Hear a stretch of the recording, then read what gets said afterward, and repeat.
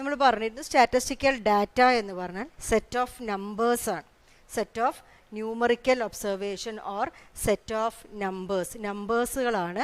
അതൊരു pre determine പർപ്പസിന് വേണ്ടിയിട്ട് കളക്ട് ചെയ്തെടുത്തിരിക്കുന്ന നമ്പേഴ്സിനെയാണ് നമ്മൾ സ്റ്റാറ്റിസ്റ്റിക്കൽ ഡാറ്റ കൊണ്ട് ഉദ്ദേശിക്കുന്നത്. അപ്പോൾ കുറേ ന്യൂമറിക്കൽ വാല്യൂസ് നമ്മളെ കയ്യിലുണ്ടാവും, അതിനെയാണ് നമ്മൾ സ്റ്റാറ്റിസ്റ്റിക്കൽ ഡാറ്റ എന്ന് പറയുന്നത്. അടുത്ത് നമ്മൾ നോക്കാൻ പോകുന്ന ഒരു ടേമാണ് എന്താണ് സ്റ്റാറ്റിസ്റ്റിക്കൽ സർവേ അല്ലെങ്കിൽ സ്റ്റാറ്റിസ്റ്റിക്കൽ ഇൻവെസ്റ്റിഗേഷൻ അല്ലെങ്കിൽ സ്റ്റാറ്റിസ്റ്റിക്കൽ എൻക്വയറി എന്നെല്ലാവരും പറയും. ഒരു സ്റ്റാറ്റിസ്റ്റിക്കൽ സർവേ എന്ന് പറഞ്ഞാൽ ഒരു ഇൻവെസ്റ്റിഗേഷൻ നമ്മൾ നടത്തുകയാണ്. എന്തിനു വേണ്ടിയിട്ട്? വെറുതെ നടത്തുന്ന ഒരു ഇൻവെസ്റ്റിഗേഷൻ അല്ല, സ്റ്റാറ്റിസ്റ്റിക്കൽ ഡാറ്റകൾ കളക്ട് ചെയ്യാൻ. നമ്മൾ മുൻകൂട്ടി തീരുമാനിച്ചൊരു കാര്യമുണ്ടല്ലോ, അതിനെക്കുറിച്ചിട്ടുള്ള വിവരങ്ങൾ കളക്ട് ചെയ്യുന്നു, ഡാറ്റ കളക്ട് ചെയ്യുന്നു. എന്നിട്ട് ആ ഡാറ്റയെ കുറിച്ചിട്ട് നമ്മൾ പഠിക്കുകയാണ്, അനലൈസ് ചെയ്യുകയാണ്. ആ അനാലിസിസിന് വേണ്ടിയിട്ട് നമ്മൾ കുറേ സ്റ്റാറ്റിസ്റ്റിക്കൽ ടൂൾസ് ഉപയോഗിക്കും. അതിൻ്റെ ആവറേജ് കാണും, അതിൻ്റെ മെഷേഴ്സ് ഓഫ് ഡിസ്പേർഷൻ കാണും, സ്ക്യൂനെസ്, കർട്ടോസിസ്, അങ്ങനെ പറഞ്ഞ കുറേ സ്റ്റാറ്റിസ്റ്റിക്കൽ ടൂളുകളുണ്ട്. അതെല്ലാം ഉപയോഗിച്ചിട്ട് നമ്മൾ ഒരു ഇൻ്റർപ്രിട്ടേഷൻ നടത്തുന്നു. അതിനെയാണ് നമ്മൾ എന്തു പറയുന്നത്? സ്റ്റാറ്റിസ്റ്റിക്കൽ സർവേ അല്ലെങ്കിൽ സ്റ്റാറ്റിസ്റ്റിക്കൽ ഇൻവെസ്റ്റിഗേഷൻ, സ്റ്റാറ്റിസ്റ്റിക്കൽ എൻക്വയറി എന്നെല്ലാം പറയുന്നത്. അപ്പോൾ നമുക്കിനി അടുത്തതായിട്ട് ഒരു സ്റ്റാറ്റിസ്റ്റിക്കൽ എൻക്വയറിയുടെ എന്തൊക്കെ സ്റ്റെപ്പുകളാണ് അല്ലെങ്കിൽ എന്തൊക്കെ സ്റ്റേജുകളാണ് ഉള്ളത് എന്ന് നോക്കാം. Different stages in A statistical investigation. ഈ ഇൻവെസ്റ്റിഗേഷൻ നടത്തുന്ന ആളെ നമ്മൾ പറയുന്ന പേരാണ് ഇൻവെസ്റ്റിഗേറ്റർ. ഇപ്പോൾ സ്റ്റാറ്റിസ്റ്റിക്കൽ ആയിട്ടുള്ള ഒരു സ്റ്റഡി നടത്താൻ പോകുന്ന ഒരാളെ നമ്മൾ എന്ത് പറയുന്നു? ഇൻവെസ്റ്റിഗേറ്റർ. അപ്പോൾ ഒരാൾ ഒരു ഇൻവെസ്റ്റിഗേഷൻ നടത്തണം എന്ന് തീരുമാനിച്ചിരിക്കുന്നു. അപ്പോൾ നമ്മൾ സാധാരണയായിട്ട് നമ്മൾ സെൻസസ് ഒക്കെ നടത്തുന്നില്ലേ, അതായത് പോപ്പുലേഷനെ കുറിച്ചിട്ടുള്ള സെൻസസ് ഒക്കെ നടത്തുന്നുണ്ട്. അപ്പോൾ ആ ഇൻവെസ്റ്റിഗേഷൻ നടത്തുന്ന ചിലപ്പോൾ ഒരാളായിരിക്കാം, ഒരു ഏജൻസി ആയിരിക്കാം, എല്ലാം ആയിരിക്കാം. ഇൻവെസ്റ്റിഗേറ്റർ പറഞ്ഞാൽ ഒരാളാവണമെന്നില്ല, ഇൻവെസ്റ്റിഗേറ്റർ എന്ന് പറഞ്ഞാൽ ഒരു ഏജൻസി ആയിരിക്കാം.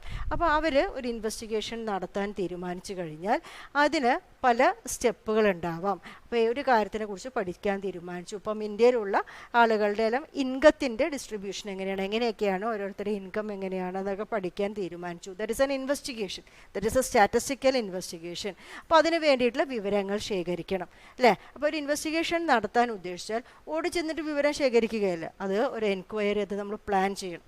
അപ്പോൾ എൻക്വയറി പ്ലാൻ ചെയ്യുമ്പോൾ നമ്മൾ എന്തൊക്കെ കാര്യങ്ങളാണ് നോക്കേണ്ടത് എന്ന് നോക്കാം. അപ്പോൾ എൻക്വയറി പ്ലാൻ ചെയ്യുമ്പം ആദ്യം നമ്മൾ എങ്ങനെയുള്ള ഒരു എൻക്വയറിയാണ് നടത്തേണ്ടത് എന്ന് അറിയണം.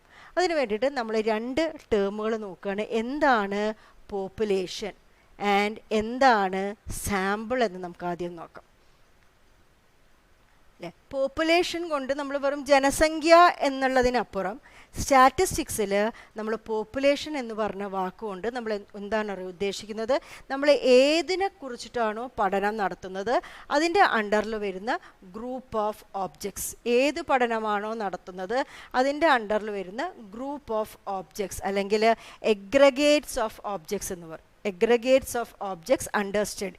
അപ്പോൾ നമ്മൾ ചിലപ്പം പഠിക്കുന്നത് ഇപ്പോൾ ഇന്ത്യയിലെ ആളുകളുടെ പെർ ക്യാപിറ്റ ഇൻകം അല്ലെങ്കിൽ ഇൻകത്തിനെ കുറിച്ചിട്ടാണ് പഠിക്കുന്നതെങ്കിൽ എൻ്റെ പോപ്പുലേഷൻ എന്ന് പറഞ്ഞാൽ ഇന്ത്യയിലത്തെ ആളുകൾ, അപ്പോൾ നമ്മൾ ജനസംഖ്യ എന്നുള്ള രീതിയിൽ. എന്നാൽ ഞാനിപ്പോൾ പഠിക്കാൻ പോകുന്നത് ഇപ്പം ഒരു ക്ലാസ്സിലുള്ള ഒരു കോളേജിലുള്ള ബെഞ്ചിൻ്റെയും ഡെസ്കിൻ്റെയും എണ്ണത്തിനെ കുറിച്ചിട്ട് എനിക്ക് അറിയണം. അപ്പോൾ എൻ്റെ പോപ്പുലേഷൻ എന്തായിരിക്കും? ആ ബെഞ്ചുകളും ഡെസ്കുകളായിരിക്കും. അല്ലെങ്കിൽ സ്കൈയിലുള്ള സ്റ്റാറുകളെ കുറിച്ചിട്ടാണ് ഒരാൾ പഠിക്കുന്നതെങ്കിൽ പോപ്പുലേഷൻ എന്തായിരിക്കും? The stars in the sky. അതായത് പോപ്പുലേഷൻ എന്ന് പറഞ്ഞാൽ ജീവനുള്ളതാവാം അല്ലാത്തതാവാം അല്ലേ. അതായത് ഫൈനൈറ്റ് ആവാം, ഇൻഫിനിറ്റ് പോപ്പുലേഷൻ ആവാം. എണ്ണി തീർക്കാൻ പറ്റുന്ന പോപ്പുലേഷൻ ആയിരിക്കാം. സ്റ്റാർസിൻ്റെ എണ്ണം എന്നൊക്കെ പറയാം, നമുക്ക് എണ്ണി തീർക്കാൻ പറ്റുമോ? അല്ലാത്ത പോപ്പുലേഷൻ ആവും. അപ്പം നമ്മൾ ഏത് കാര്യത്തിനെ കുറിച്ചിട്ടാണോ പഠിക്കുന്നത് അതിൻ്റെ അണ്ടറിൽ വരുന്ന എല്ലാ ഒബ്ജക്ട്സിനെയാണ് നമ്മൾ എന്ത് പറയുന്നത്? പോപ്പുലേഷൻ എന്ന് പറയുന്നത്. സാമ്പിൾ എന്ന് പറഞ്ഞാൽ എന്താണ്? ഈ പോപ്പുലേഷൻ്റെ ഉള്ളിൽ നിന്നെടുത്ത് ഒരു subset, a subset of the പോപ്പുലേഷനെയാണ് നമ്മൾ എന്ത് പറയുന്നത്? സാമ്പിൾ എന്ന് പറയുന്നത്.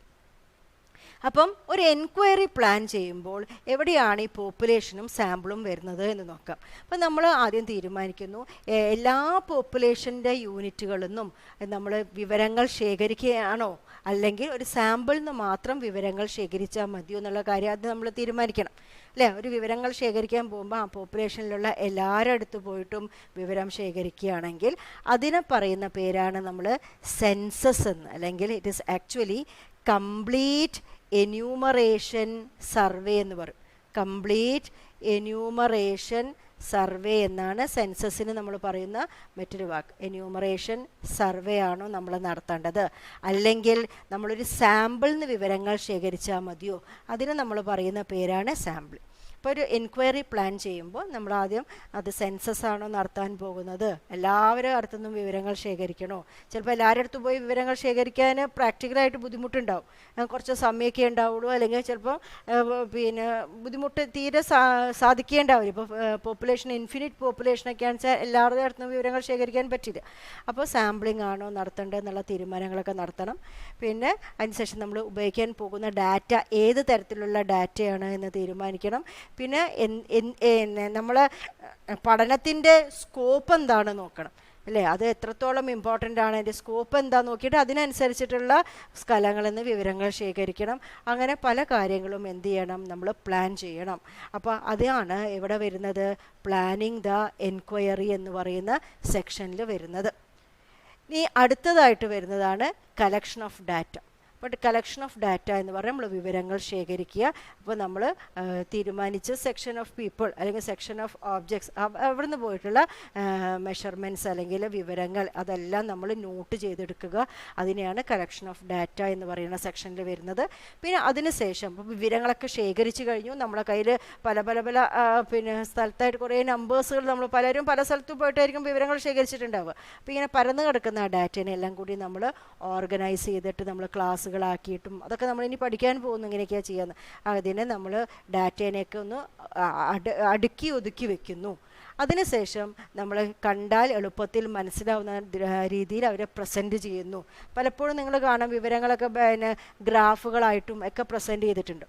അതിനുശേഷം നമ്മൾ പല സ്റ്റാറ്റിസ്റ്റിക്കൽ ടൂളുകൾ ഉപയോഗിച്ചിട്ട് ആ ഡാറ്റേനെ അനലൈസ് ചെയ്യുന്നു, ആ ഡാറ്റേനെ കുറിച്ചിട്ട് പഠിക്കുന്നു. ഞാൻ പറഞ്ഞിട്ടുണ്ടായിരുന്നു ആവറേജ് കണ്ടിട്ടും അതിൻ്റെ ഡിസ്പേർഷൻ എത്രയാണെന്ന് മനസ്സിലാക്കിയിട്ട് അങ്ങനെ പല സ്റ്റാറ്റിസ്റ്റിക്കൽ ടൂളുകൾ ഉപയോഗിച്ചിട്ട് ആ ഡാറ്റയെ കുറിച്ചിട്ട് പഠിക്കുന്നു, അതിനെക്കുറിച്ചിട്ടൊരു ഇൻ്റർപ്രിട്ടേഷൻ നടത്തുന്നു.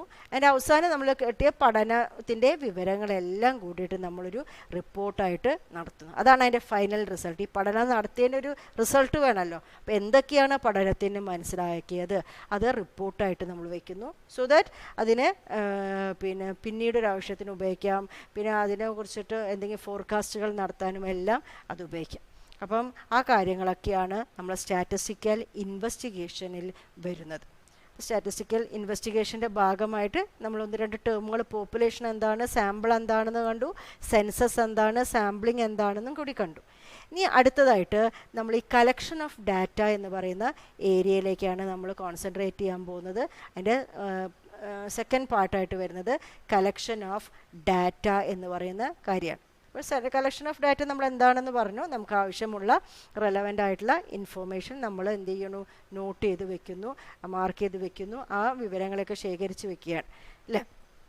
അപ്പം ഈ ഡാറ്റ കളക്ഷൻ, ഈ ഡാറ്റേനെ കളക്ട് ചെയ്യുന്ന ഈ ഡാറ്റ എവിടെ നിന്നാണ് കളക്ട് ചെയ്യുന്നത് എന്നതിൻ്റെ ബേസിസ്, അതിൻ്റെ സോഴ്സിൻ്റെ ബേസിസിൽ അതിനെ രണ്ട് തരത്തിലായിട്ട് ഡിവൈഡ് ചെയ്തിട്ടുണ്ട്. On the basis of the source, എവിടെ നിന്നാണ് എനിക്ക് വിവരങ്ങൾ കിട്ടുന്നത്, ആ കിട്ടുന്ന വിവരങ്ങളുടെ ബേസിസിൽ ഡാറ്റയെ രണ്ട് രീതിയിൽ നമ്മൾ ഡിവൈഡ് ചെയ്തിട്ടുണ്ട്.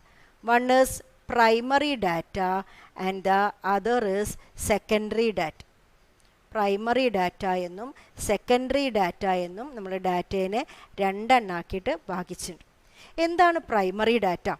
പ്രൈമറി ഡാറ്റ എന്ന് പറഞ്ഞാൽ ഇപ്പോൾ ഇൻവെസ്റ്റിഗേഷൻ നടത്തുന്ന ആളെ ഞാൻ പറഞ്ഞു ഇൻവെസ്റ്റിഗേറ്റർ എന്നാണ് പറയുന്നത്.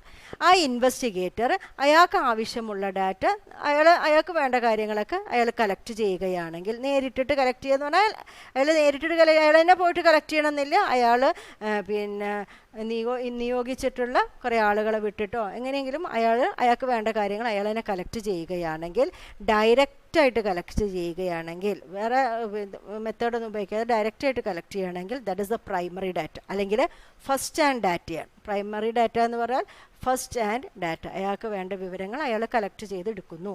അയാൾ കളക്ട് ചെയ്തെടുക്കുക എന്ന് പറഞ്ഞാൽ നിങ്ങൾ ഒരിക്കലും വിചാരിക്കരുത് അയാൾ നേരിട്ട് ചെന്നിട്ട് അങ്ങോട്ട് കളക്ട് ചെയ്യുന്നില്ല, അയാൾ നിയോഗിച്ച ആളുകൾ വിട്ടിട്ടോ പല മെത്തേഡ്സിൽ ആ ഡാറ്റകൾ കളക്ട് ചെയ്തെടുക്കുക. അത് നമുക്ക് അടുത്തതായിട്ട് നമ്മൾ പറയും. അപ്പോൾ പ്രൈമറി ഡാറ്റ ഫസ്റ്റ് ഹാൻഡ് ഡാറ്റയാണ്.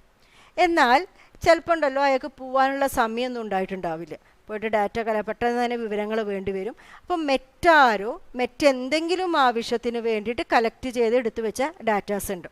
ആ ഡാറ്റയാണ് ഈ ഇൻവെസ്റ്റിഗേറ്റർ ഉപയോഗിക്കുന്നതെങ്കിൽ അതിനെ ഞാൻ സെക്കൻഡറി ഡാറ്റ എന്നാണ് പറയുന്നത്. ഏറ്റവും സിമ്പിളായിട്ടുള്ളൊരു എക്സാമ്പിൾ പറയുക എന്ന് പറഞ്ഞാൽ, ഇപ്പോൾ എനിക്കിപ്പം ഫസ്റ്റ് BSc വന്ന കുട്ടികളുടെ പഠന നിലവാരം എത്രയായിരുന്നു എന്ന് അറിയണം. എങ്ങനെയാണ് കുട്ടികളുടെ സ്റ്റാൻഡേർഡ് എന്ന് അറിയണം. അപ്പോൾ ഞാൻ ഇന്നലെ പറഞ്ഞ പോലെ നിങ്ങളുടെ +2ൻ്റെ മാർക്കാണ് എൻ്റെ ഡാറ്റ.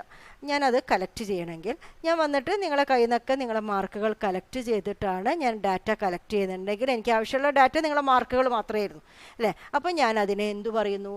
പ്രൈമറി ഡാറ്റ എന്ന് പറയും. ഞാൻ നേരിട്ട് വന്ന് ഞാൻ ആരെങ്കിലും പറഞ്ഞാൽ നിങ്ങളുടെ കയ്യിൽ നിന്ന് വിവരങ്ങളൊക്കെ ശേഖരിക്കുകയാണെന്ന് വെച്ചാൽ ഞാൻ അതിനെ പ്രൈമറി ഡാറ്റ എന്നാണ് പറയുന്നത്. കാരണം എനിക്ക് വേണ്ട കാര്യങ്ങൾ ഞാൻ വാങ്ങിച്ചെടുത്തു. എന്നാൽ സെക്കൻഡറി ഡാറ്റ എന്ന് പറഞ്ഞാൽ എനിക്കിപ്പോൾ ചിലപ്പോൾ നിങ്ങളുടെ അടുത്ത് വന്നിട്ട് വിവരങ്ങൾ ശേഖരിക്കാനുള്ള നേരമൊന്നും ഉണ്ടാവില്ല. അപ്പോൾ നിങ്ങൾ ചിലപ്പം കോളേജിലേക്ക് നിങ്ങളെ ബയോഡാറ്റയായിട്ടോ അല്ലെങ്കിൽ കോളേജിലേക്ക് അപ്ലിക്കേഷൻ കൊടുക്കുമ്പോഴൊക്കെ നിങ്ങളെ മാർക്കും എല്ലാം കൊടുത്തിട്ടുണ്ട് അല്ലേ. അപ്പോൾ ഞാൻ എന്ത് ചെയ്യും?